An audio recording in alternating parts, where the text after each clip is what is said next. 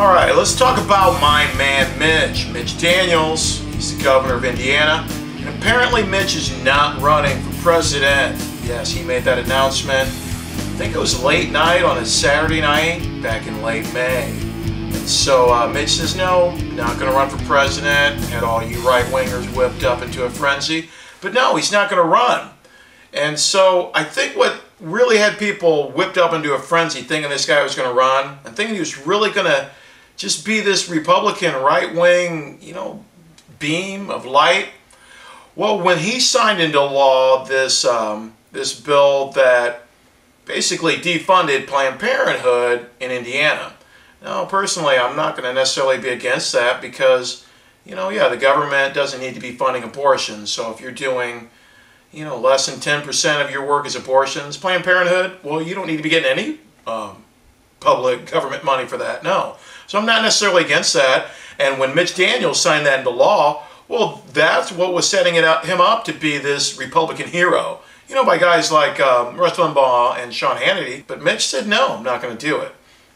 Now, it's kind of funny when you think about, everything that was actually leading up to the weekend, where he actually said he's not going to run. So the week leading up to that, it's pretty funny because you're going to have it come out that, and this is old news. So it's going to be back in 1994 that Mitch Daniels, Republican guy, the Republican, well, he gets divorced from his wife, Sherry.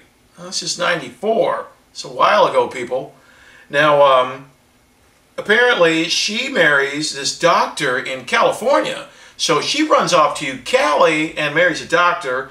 And then in 1997, well, Sherry divorces the doctor and remarries my man Mitch Daniels.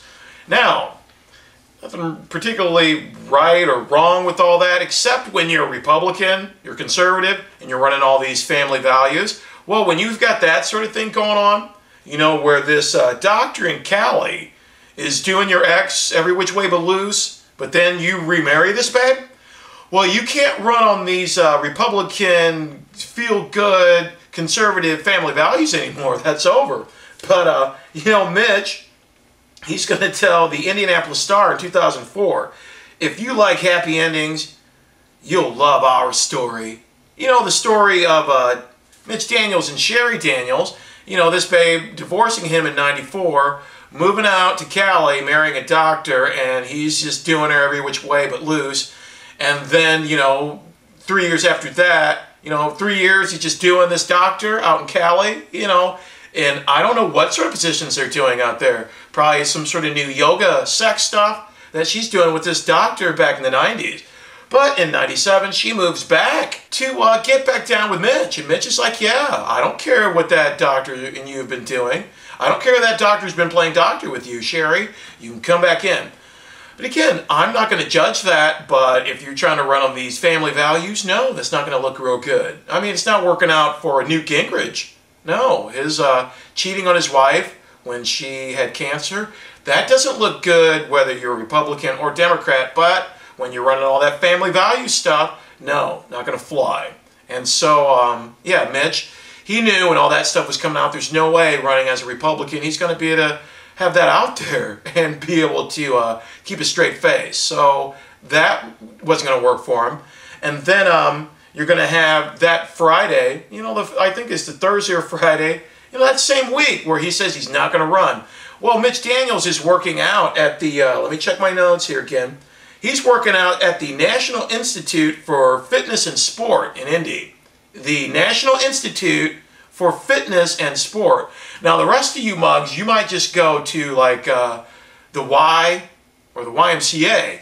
But if you're the governor of Indiana, well, you go to the National Institute for Fitness and Sport to work out. Yes, where you're going to be on the treadmill and all that kind of stuff. But that's where Mitch Daniels got hit in the head by a door. Yes. Our governor, he was standing too close to a door, and then that door opened and it hit him in the head and required some 16, 17, 18, 19 stitches, something like that. So yeah, so our governor, Mitch Daniels, standing in front of a door and, got hit by that door. He got hit by that door. So that happened that week. So the week prior the week prior to Mitch Daniels saying, hey, I'm not going to run for president, not going to go for this Republican nomination. Well, that's when, the Indiana Supreme Court rules that the citizen serfs of Indiana, well, you have no right to resist illegal police entry into your home. You have no right to resist illegal police entry into your home. Okay? Now, yeah, this is going to be written up by Dan Carden of the Times of Northwest Indiana, out of Munster, Indiana. So he's going to talk about, this 3-2 decision in which Justice Stephen David, writing for the court, said that if a police officer wants to enter a home for any reason or no reason at all, a homeowner cannot do anything to block the officer's entry. Yeah, that's going to be Justice Stephen David writing this. We believe a right to resist an unlawful police entry into a home is against public policy and is incompatible with modern Fourth Amendment jurisprudence. So, Justice Stephen David, appointed by my man Mitch Daniels, the governor of Indiana, well, Justice Stephen David says, we believe a right to resist an unlawful police entry into a home is against public policy. Yes, and we also find that allowing resistance unnecessarily escalates the level of violence and therefore the risk of injuries to all parties involved without preventing the arrest. Okay, so Justice Stephen David says, we also find that allowing resistance unnecessarily escalates the level of violence.